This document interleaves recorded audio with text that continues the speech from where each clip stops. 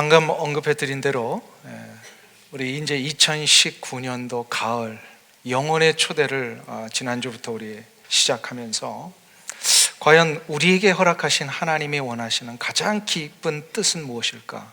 그것은 바로 영혼을 구원하는 것입니다.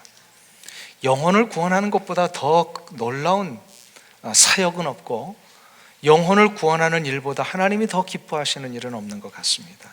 그런 의미에서 우리가 마음을 다해서 이번 가을 석 달을 정말로 이 영혼의 초대를 위해서 한번 달려가기를 원합니다. 그런 의미에서 오늘은 영혼을 초대하기 위한 가장 중요한 우리 신앙의 출발점을 한번 점검해 보려고 합니다. 영혼의 구원을 위해서는 무엇이 선포되어야 되죠? 복음입니다. 복음은 놀라운 역사가 있어요. 그 복음 자체가 능력이 있기 때문에 선포되기만 하면 그 현장과 그 심령의 구원의 역사가 일어납니다. 이거는 우리의 능력이 아닙니다. 성령님께서 그 복음의 능력을 부여하셔서 복음이 선포되기만 하면 그 현장은 회복이 일어납니다. 심령이 돌아오게 되어 있습니다. 그래서 사도 바울은 로마서 1장 16절에서 이렇게 고백을 합니다. 내가 복음을 부끄러워하지 아니하노니. 이건 무슨 얘기야? 어떤 상황에서도 내가 복음을 담대하게 선포하겠노라. 내가 복음을 부끄러워하지 아니하노니 이 복음은 모든 믿는 자에게 구원을 주시는 하나님의 능력이 됩니다. 여러분들 믿으십니까? 복음은 하나님의 능력입니다. 그래서 이 복음을 전파할 때에 우리는 복음을 좀 더 효과적으로 전달하기 위해 때때로 사전 작업을 준비할 필요가 있습니다. 사전 작업. 이것을 우리는 복음의 접촉점이다라고 얘기를 합니다. 어떤 이에게는 복음을 전하기 위해서 사전에 논리적인 대화를 하며 그분의 마음을 이렇게 사는 일들이 필요할 때가 있습니다. 어떤 분에게는 복음을 전하기 위하여서요, 먼저 그분에게 사랑을 전해주고 그분의 마음속에 필요한 것들을 채워주고, 물질적인 필요가 있다면 물질로, 시간으로 그분에게 먼저 채워주는 일들을 선행할 필요가 있습니다. 이러한 모든 선행적인 일들은 한 가지 목적을 이루기 위함입니다. 뭘까요? 그들로 하여금 마음의 문을 열게 하는 겁니다. 왜 마음의 문을 열죠? 복음을 받아들이게 하기 위해서. 그래서 이 마음의 문을 열기 위하여 우리가 하는 무슨 대화라든지 사랑이라든지 섬김이라든지 하는 이 모든 것들을 우리는 통틀어서 복음의 접촉점이다, 이렇게 얘기를 합니다. 복음의 접촉점. 사도행전 17장에 보면 사도 바울이 그리스 아테네 지역에 들어가서 복음을 전할 때에 놀라운 광경을 하나 목격을 했습니다. 딱 그 도시에 갔더니요, 왜 이렇게 우상을 많이 섬기는지, 어마어마한 우상단지와 또 그 어마어마한 신전들을 세워놓고 그 안에 수도 없는 신들이 막 있는 거예요. 얼마나 신들이 많았는지 나중에 뭐와 같은 신도 있었어요? 이름을 알 수 없는 신도 있었다. 이름을 알 수 없는 신이라고 하는 것을 만들어 놓고 그냥 섬기고 있더라는 거예요. 일본에 가면은요, 일본이 그와 비슷해요. 일본이 얼마나 우상을 많이 섬기는지요, 공식적인 신만 3,000개가 넘는답니다. 하다못해 고양이도 신으로 섬기니까 참 희한한 나라예요. 고양이 섬겨가지고 그걸 신으로 해가지고 종교가 하나 나왔죠. 남녀 호랑갱이요. 이게 이제 거기서 나온 거예요. 아마 그게 지금부터 약 2000년 전에 이 아테네에서 비슷한 일들이 벌어져요. 무슨 신 이름을 다 붙이다가 하도 신이 많으니까 이름이 모자라가지고 알 수 없는 신. 근데 사도 바울이요, 이 부분을 가지고 저 아테네 사람들에게 복음을 전하기 위한 접촉점으로 삼습니다. 사도행전 17장 22절에 보면 바울이 이렇게 복음을 선포하며 시작합니다. 아덴 사람들아, 너희를 보니 범사에 종교심이 많도다. 너희들을 보니까 범사에 종교심이 많다. 이게 무슨 얘기야? 우상을 많이 섬기고 있구나. 근데 이걸 똑같은 말이라도요, 어떻게 했어요? 야, 종교심이 대단하다, 종교심이 대단합니다 라고 하는 이것은요, 그들이 종교심에 대한 칭찬이었습니다. 비아냥거림이 아닙니다. 칭찬을 했어요. 범서의 종교심이 많다라고 하는 이 칭찬 한마디는 아테네 사람들로 하여금요, 감동을 줬습니다. 감동을 주니까 어떻게 돼요? 마음의 문이 열렸어요. 마음의 문이 열리니까 저들이 사도 바울이 원래 전하고자 했던 이 복음의 선포를 들으려고 하는 이 준비가 된 거예요. 이게 바로 복음의 접촉점을 만드는 것이다. 복음의 접촉점. 그래서 이 복음의 접촉점을 만들기 위해서는요, 우리가 두 가지의 단계를 잘 준비하면 이런 것들이 이루어집니다. 두 가지 단계는, 첫 번째가 뭐냐? 그것은 바로 누군가를, 영혼을 초대하여 하나님의 거룩한 백성 삼기 위한 그 누군가에 대하여 우리의 끊임없는 열망이 일어나야 됩니다. 영혼 구원에 대한 열망이 일어나야 돼요. 이것을 우리는 영혼 구원에 대한 열망, 또 영혼에 대한 열망, 복음에 대한 열망이다, 이렇게 얘기를 합니다. 고린도전서 9장을 우리 한번 보실까요? 한번 성경을 다 찾아보시기 바랍니다. 오늘 스크린에는 그 성경 본문이 나오질 않는데요, 우리 고린도전서 9장을 한번 보기를 원합니다.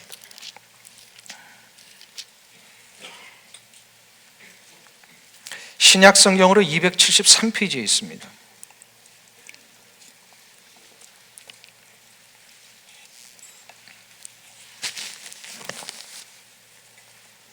(273페이지) 고린도전서 9장 19절부터 23절까지 저하고 한 절씩 교독하겠습니다. 내가 모든 사람에게서 자유로우나 스스로 모든 사람에게 종이 된 것은 더 많은 사람을 얻고자 함이라.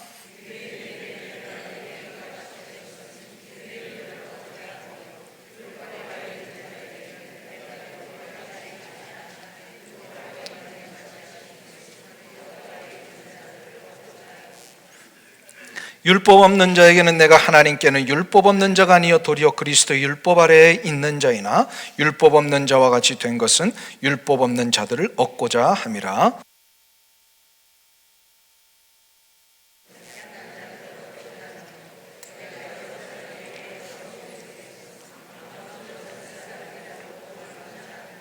같이 읽습니다. 내가 복음을 위하여 모든 것을 행함은 복음에 참여하고자 함이라.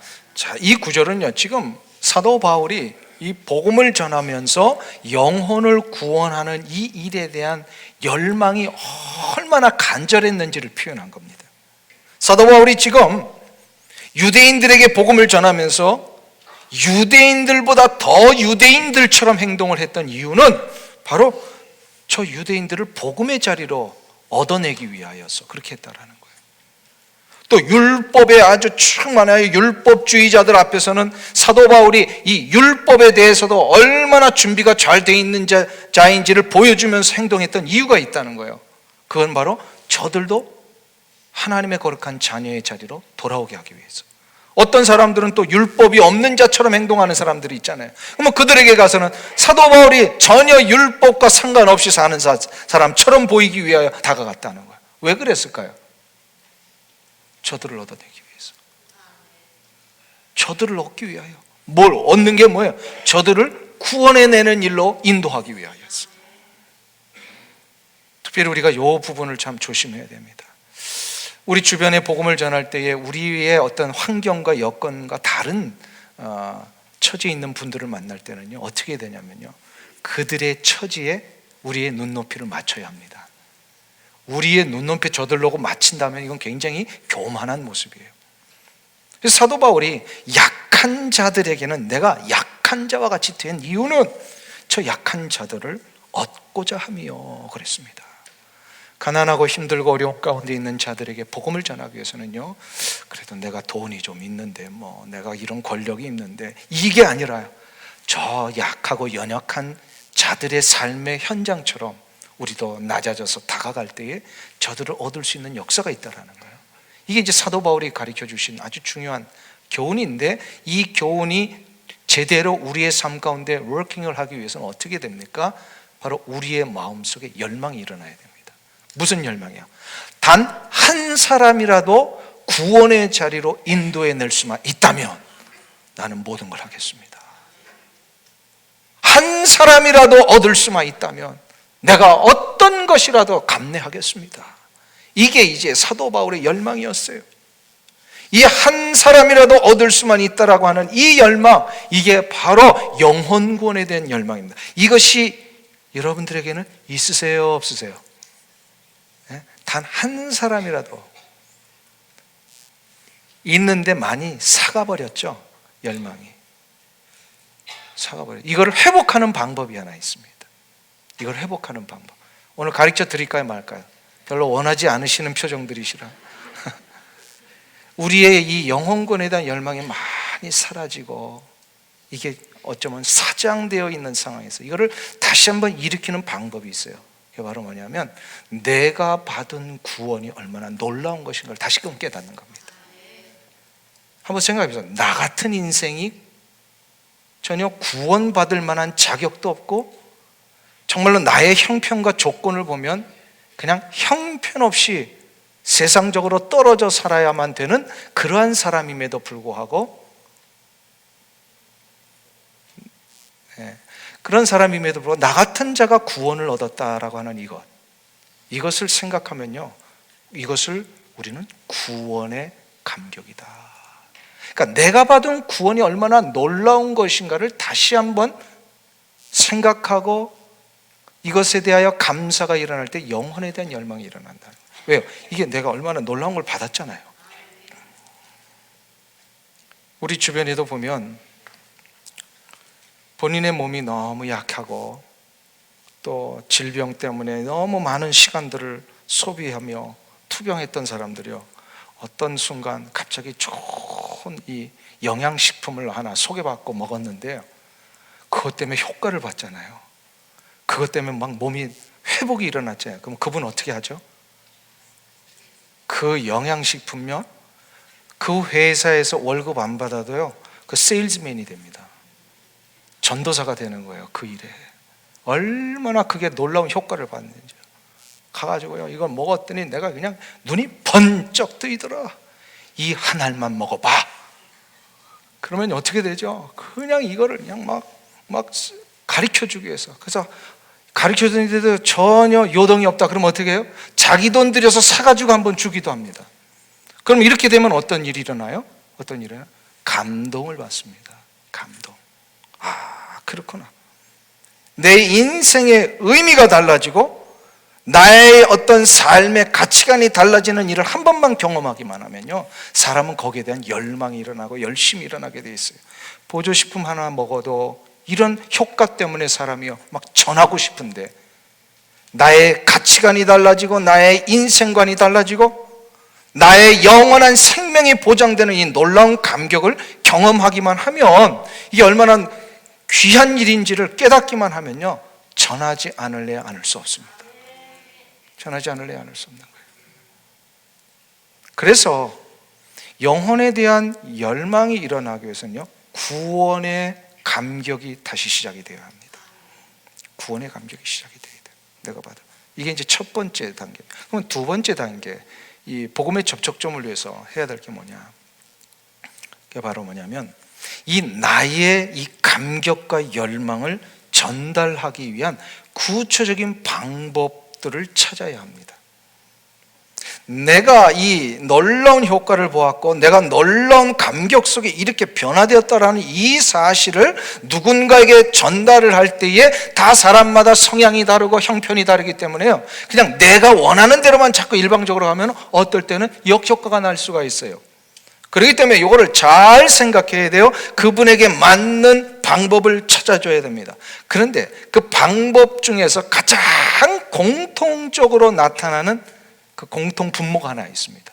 어떤 방법이든지 이것만 찾으면 돼요. 그게 바로 뭘까요? 감동을 주면 됩니다. 감동. 어떤 방법을 찾든지 간에 그에게 감동을 주기만 하면 그의 감동을 받은 자는, 그 감동을 받은 자는 어떻게 돼요? 마음의 문을 열게 되어 있습니다.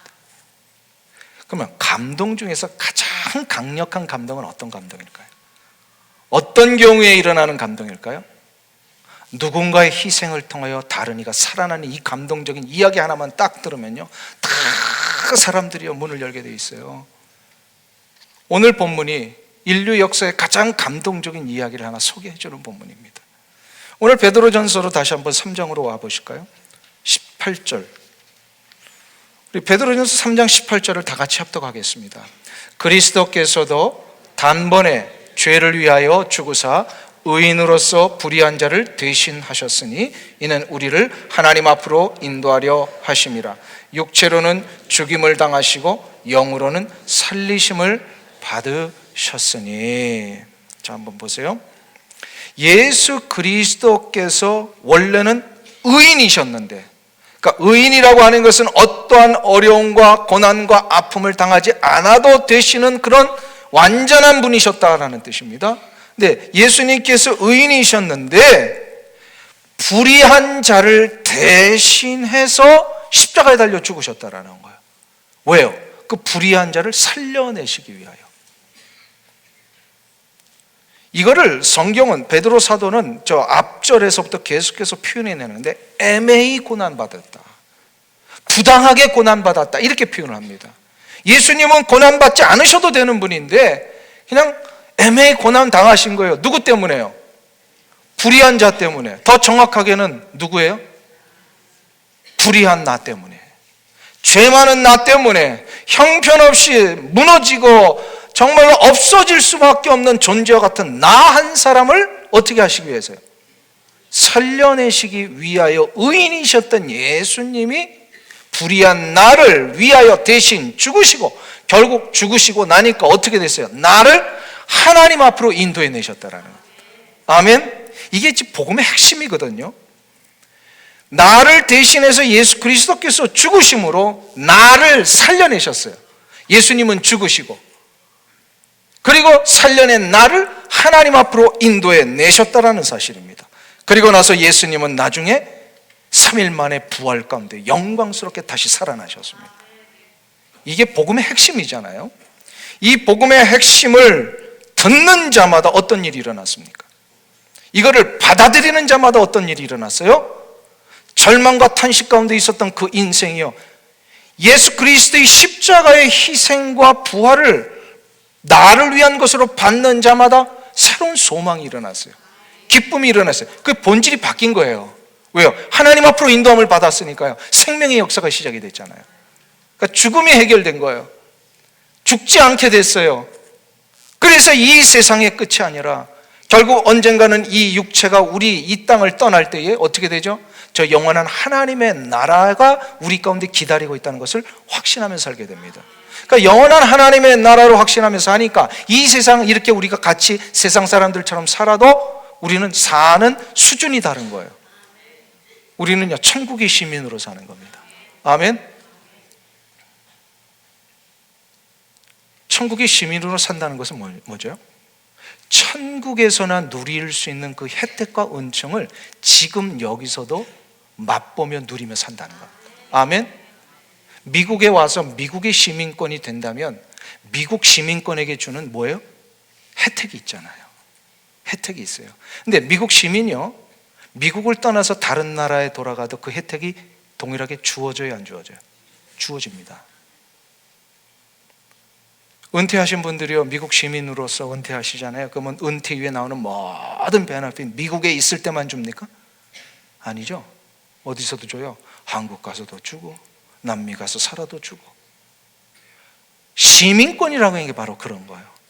우리가 천국의 시민권을 받은 자가 되었다라고 하는 것은 천국에 지금 살지 않고 나중에 가게 되지만 그 천국에서 누리게 될 그 놀라운 혜택과 은총을 이 땅에 살면서도 누리게 된다는 거예요. 그 중에 대표적인 게 평강입니다. 이런 상황에서 세상 사람들은요, 통곡하고 절망하는데, 우리 그리스도인들은 이 상황에서 기쁨을 회복을 하는 거예요. 평안을 얻는 거예요. 감사가 일어나는 거예요. 똑같이 병이 들어서 병실에서 누워있는데 한 사람은 이젠 난 끝이구나, 인생이 끝이구나, 하나님 나라에 소망이 없는 사람이요, 그렇게 살아요. 근데 똑같은 병실에 누워 있는데도요, 한 분은 천국의 소망이 있으니까요, 이 자리에 내가 있는 것이 얼마나 감사한지, 여기 있는 것도 감사하고 나를 데려가시는 것도 감사하고. 수준이 다르잖아요. 삶의 질이 다르잖아요. 이게 바로 복음의 능력입니다. 이 복음의 능력이 얼마나 놀라운지, 이 복음의 핵심과 내용과 이 은총을 다 이야기하지 않아도, 다 전파하지 않아도, 이 복음의 감격만 전해도요, 그 사람들에게 놀라운 마음의 변화가 일어난다는 거예요. 이거를 우리는 복음의 스피릿이다. 복음의 스피릿이다. 즉 무슨 얘기냐면, 예수 그리스도를 통하여 우리에게 이루어 주신 그 완전한 희생, 완전한 섬김, 완전한 사랑을 내어주신 이 역사, 십자가와 부활이라고 하는 이 완전한 사랑과 희생과 섬김을 다 전하지 못해도 부분적인 사랑, 부분적인 희생, 부분적인 이 내어주심, 희생을, 섬김을 조금이라도 맛보게 해줄 수 있다면요, 그에게 뭐가 일어난다는 거예요?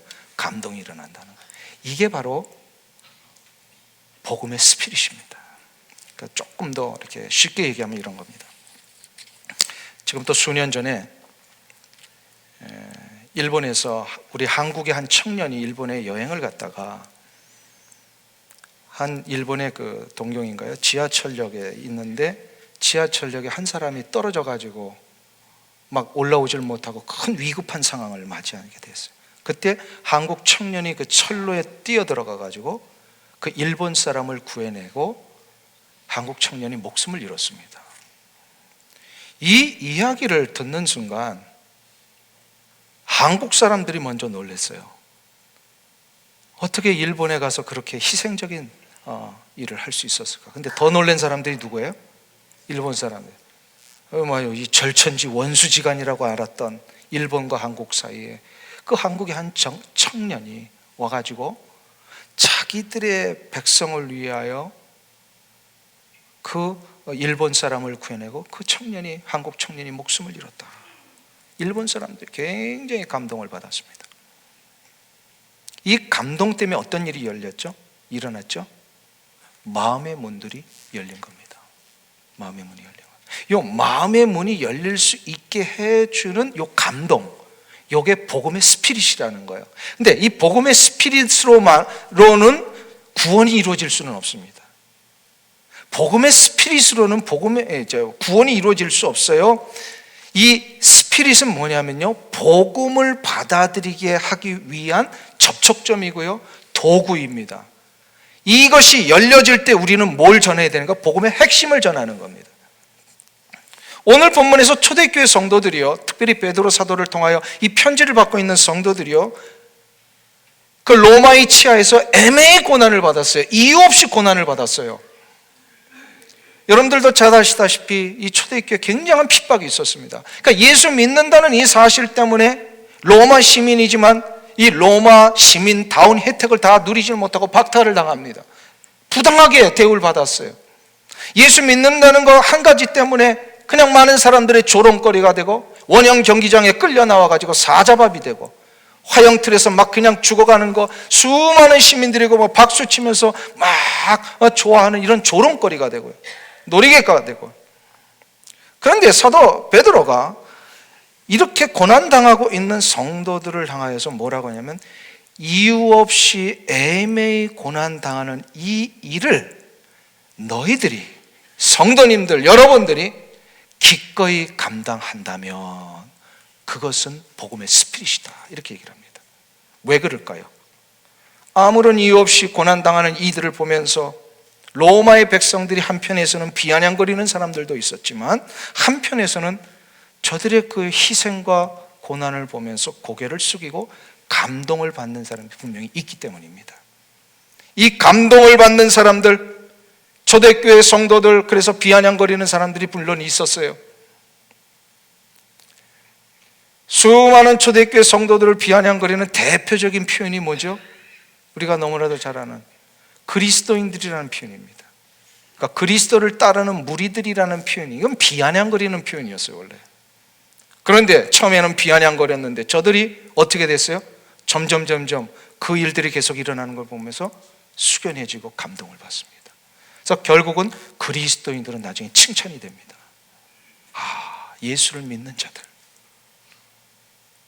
맨 처음에는 예수를 믿는 것들이라고 하는 이 비아냥거림이 있었는데요, 희생을 당하고 고난을 당하고 섬김을 이루며 저렇게 고난 가운데도 저렇게 아낌없이 사랑을 내어주는 저들의 모습 앞에 숙연해졌어요. 감동이 됐어요. 그러면서 저들의 마음의 문이 열렸어요. 마음의 문이 열리니까 어떻게 된다고요? 복음이 심겨집니다. 복음이 심겨지니까 그 수많은 313년, 수많은 300년 동안의 핍박을 드디어 이겨내고 로마 전체가 복음으로 저들이 바뀌어지게 되는 거예요. 아멘. 누군가가 성도들의 이 애매히 당하는 희생과 고난을 통하여서 마음의 문이 열릴 수만 있다면 그것은 복음의 접촉점이 되고요, 그게 복음의 스피릿이 되는 거예요. 이때에 복음을 전하면요, 받아들입니다. 근데 한번 생각해 보세요. 이 복음의 스피릿이 없이 복음만을 선포하면 어떻게 될까요? 물론 복음은 능력이 있기 때문에 받아들이는 자도 있습니다. 그러나 많은 사람들이 받아들이지 않는 경우가 있어요. 그렇기 때문에 우리는 복음의 이 핵심을 선포하면서도 동시에 복음의 이 접촉점인 복음의 스피릿을 보여줘야 합니다. 복음의 스피릿은요, 희생과 섬김과 사랑이라고 그랬습니다. 이걸 보여줘야 돼요. 만일에 이런 사랑과 희생과 섬김이라고 하는 복음의 스피릿을 보여주지 못한 채 그냥 선포만 할 경우에 어떤 경우에는 그것이 울리는 꽹과리가 될 수 있습니다. 고린도전서 13장에 보면요, 사람이 사랑이 없으면 아무리 방언을 하고 예언을 하고 좋은 얘기를 해도 그거는 울리는 꽹과리와 같은 것이다 라고 얘기를 하고 있습니다. 왜 세상의 사람들이 교회를 향하여서 많은, 전에는 안 그런데 요즘 들어서 교회를 향해서 참 이렇게 비난하는 소리들이 좀 일어납니다. 왜 그럴까요? 교회가 전에는 안 그랬는데 왜 이런 소리를 들어요? 한 가지를 놓치고 있기 때문에. 전에는요, 복음을 선포할 때요, 복음의 접촉점인 이 희생과 사랑과 섬김이라고 하는 이 복음의 스피릿을 같이 보여줬습니다. 그렇기 때문에 많은 세상의 사람들이 감동을 받고 받아들였어요. 그런데 요즘 들어와서는요, 복음의 선포는 있는데 이 복음의 스피릿을 보여주는 일이 없어지고 있기 때문입니다. 아니, 없어지는 정도가 아니라 그냥 복음의 스피릿은커녕 자기의 배를 채우고 함부로 대하고 탐욕스럽고 이기적인 모습만을 보여주니까 오히려 복음의 역효과가 나고 있는 거예요. 받아들여지질 않는 거예요. 교회가 세상을 위하여 그래서요, 희생하고 교회 성도들이 세상을 향하여 섬기는 이 모습을 보여줄 수만 있으면요, 세상은 복음을 받아들입니다. 받아들여요. 그래서 저는 이런 생각을 좀 해봤어요. 감동은 복음의 시작이다. 감동은 복음의 시작입니다. 이 감동이 시작이 돼야 돼요. 어린아이들은 왜 복음을 이렇게 금방금방 받아들이는지 아세요? 왜 어른들은 그렇게 복음을 전해도 잘 안 받아들이는지 아세요? 한 가지 차이가 있기 때문입니다. 어린아이들은요, 금방금방 감동을 받습니다. 금방 어떤 일에 웃었다가 금방 울기도 하고요. 이게 감동을 잘 받는 거예요. 근데 어른들은 어때요? 아무리 해봐라, 내가 감동을 받나 한번. 그냥 수년 전에 이 LA 한 지역에서요, 이틀 동안 이제 저녁 집회만 했던 건데, 그래서 참 교회가 많이 어려움이 있고 아픔이 있었던 교회 같아요. 그래서 이렇게 복음을 전하는데, 설교를 하는데요, 다들 그냥 인상들이 그냥 굉장히 어두운 거예요. 그래서 설교를 어떻게 하냐면, 다 어디 한번 해봐라, 내가 그냥 감동 받나 이러는데, 정말 힘들더라고요, 설교를 하는 게. 차이가 뭐냐? 감동을 잘 받는 자와 감동을 전혀 못 받는 자, 아니 아예 안 받기로 작정한 자들은요, 이게 너무나도 복음에 있어서 차이가 납니다. 근데 왜 어른들이 감동을 잘 안 받으려고 할까요? 오랜 시간 지나면서요, 상처가 커서 그래요. 조금 누군가를 한번 좋은 일 했다가 그 사람한테 된통 당하고 나잖아요. 절대로 그 사람 누군가를 위해 봉사 안 합니다. 누군가를 위해 좋은 일 했는데 괜히 이거 가지고 나한테 막 뒤집어 씌우고 이거 가지고 막 사기 당해 보잖아요. 우리 교회는 그런 분이 없습니다만 이런 거 한번 당하고 나면요, 절대로 마음의 문을 열질 않아요. 이런 분들을 찾아가서 복음을 전하는 굉장히 어려워요. 굉장히 어려워요. 근데 놀라운 사실은 우리가 아무리 그래도 사도 바울처럼 율법을 가진 자에게는 내가 율법을 가진 자처럼 다가가고, 율법이 없는 자에게는 율법이 없는 자처럼 다가가고, 약한 자에게는 내가 약한 자처럼 다가가려고 하는 이 마음의 제사가 있기만 하면요, 그래야 그들을 위하여 조금이라도 희생과 섬김과 사랑을 보여주기만 한다면 저분들은 마음에 감동을 받습니다. 감동을 받으면 열리게 되어 있습니다. 제가 한번 소개한 분인데요, 오늘 다시 한번 좀 소개해드리고 싶어요. 지금부터 약 13년 전의 일입니다. 한국에서 한 병원 장례식장에 4,000명이 넘는 조문객이 모인 일이 있었습니다. 4,000명이면 어마어마한 조문객입니다. 이 조문객들은요, 한 청년의 죽음을 너무 안타까워하면서 모였던 거예요. 이 청년의 이름이요, 안수현이라는 분인데, 제가 기억하기로는 그때 나이가 아마 32이었던 것 같아요. 고려대학교 의대를 나와서 병원에 근무하는 동안에 학생 시절부터 또 이제 전문의가 돼서 병원에서 정말 사람들을 진찰하는 그 모든 시간 동안 그 주변에 있는 가난하고 힘없는 사람들을 얼마나 시간을 내어서 물질을 내어서 도와주었는지, 그 인근 주변에 이 청년의 도움을 안 받은 가난한 자들이 없을 정도로요, 그렇게 열심으로 섬기고 헌신했던 이 믿음의 청년이었습니다. 어린 시절부터 주일학교 때부터 그렇게 교회에서 믿음으로 자랐던 청년인데요, 그래서 그 장례식장에 보니까 그 병원의 매점을 운영하는 아주머니, 또 그 병원에서 청소하며 용역하는 수많은 분들, 또 그 길거리에 노숙하고 있던 이 독거 노인들, 소년소녀 가장들, 빈민촌의 사람들, 이런 사람들이요 다 몰려와가지고 평소에 자신에게 베풀었던 이 사랑과 섬김을 고마워하면서 이 안수현이라고 하는 청년 의사의 장례식에 4,000명이 모인 거예요. 별로 안 놀라시는데 4,000명이 얼마나 많은 인원인지 아세요? 엄청난 인원입니다. 이거 보통 수용할 수 없어요, 웬만한 장례식에서는. 그런데 이런 청년이요, 이 안수현 청년이요, 그렇게 섬기다가 나이가 들어서 군대 군의관으로 이제 복무를 하게 됐습니다. 군대에 가서 군의관으로 복무하던 중에 6개월 정도 지났을 때 유행성 출혈열을 걸려버렸어요. 그래서 급히 헬리콥터로 후송돼서 병원에서 치료를 받는 중에 한 달을 투병하다가 그만 그 아까운 나이에 목숨을 잃게 됩니다. 이 청년의 안타까운 죽음이 나중에 이제 이렇게 책으로 나와서 기록이 되었는데, 그 기록에 보면은요, 당시 장례식에 모였던 사람들이 한결같이 하는 말 2가지 표현이 있었답니다. 첫 번째는 아낌없이 죽어간 청년 의사, 아낌없이 죽어간 청년 의사. 그리고 두 번째로는 저 청년이 믿는 예수라면 나도 믿고 싶습니다. 저 청년이 믿는 예수라면 나도 믿고 싶습니다 라고 하는 이 고백이야말로 가장 강력한 복음의 접촉점입니다. 가장 강력한 복음의 스피릿입니다. 왜 그럴까요? 그 청년의 희생 때문에 내가 이렇게 위로를 받았다는, 이게 바로 복음의 스피릿이에요. 사랑하는 성도님 여러분,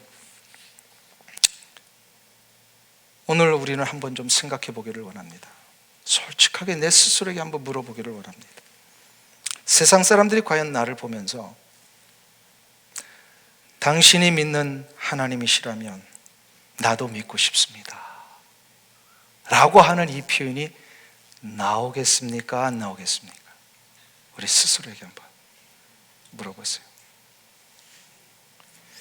당신 같은 사람이 믿는 하나님이라면 난 안 믿어 라고 만일에 이러한 표현이 나온다면 참 이게 우리의 지금의 모습이 어떠한지를 다시 한번 돌아봐야 합니다. 당신이 믿는 하나님이시라면 나도 믿고 싶습니다 라고 하는 이 소리가 나오기 위해서는요, 우리는 우리의 삶에 복음의 스피릿을 보여줘야 합니다. 그것을 바로 우리는 복음의 희생이다. 복음의 희생을 통하여 누군가에게 조금이라도 감동을 주고 마음의 문을 열 수 있게만 한다면 하나님은 그 복음의 스피릿을 통하여 그 영혼이 하나님의 자녀 되게 하는 일로 사용하실 것입니다. 다음 주에 우리는 영혼의 초대를 위한 작정을 하려고 합니다. 아무리 돌아보아도 내 주변에 초대할 영혼이 없는데요. 아니요. 조금만 더 신경 쓰면요, 보이실 겁니다. 저 알라바마, 또 미네소타 이런 어떤 중남부 지역에 사시는 한인들을 가끔 만날 기회가 있습니다. 그런 분들 보면요, 1년에 한인 만나는 거 한두 번밖에 안 되는데요, 그럴 수 있어요. 근데 그 한인들이 다 어디 살아요? 이 남가주에 많이 삽니다. 그러니까 우리 조금만 신경을 쓰면요, 한인들을 만나기 쉽습니다. 그런 어떤 한인들을 위하여서 한번, 하나님, 내가 영혼의 구원을 위하여 누군가를 찾아가야 할 터인데 좀 만날 수 있게 인도해 주시옵소서. 기도하시면 만나게 하십니다. 만날 때 그 영혼을 위해 내가 복음의 접촉점을 준비해야 합니다. 그를 만날 때에 내가 과연 어떻게 복음의 접촉점을 가지고 다가갈 것인가를 생각해야 합니다. 성령님께 간구하면 분명히 깨닫게 해주실 것입니다.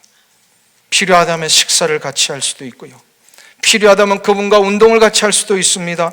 필요하다면 그분에게 다가가서 그냥 말없이 앉아주는 이 시간을 보내주는 일도 할 수 있을 것입니다.